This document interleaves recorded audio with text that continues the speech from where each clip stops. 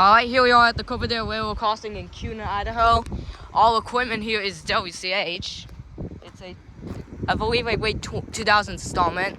Yeah, with this WCH Style 4 Game X with 2 pairs of Western Hornets, 12x24 with second generation LEDs. The only difference is with the gate lights being all LED coils. The bells here are WCH electronic bells. This is the relay case with that both indicator lights. I don't know what that is, I believe. That track faces towards east out of the major Boise metropolitan area. This faces west towards Kuna and Nampa.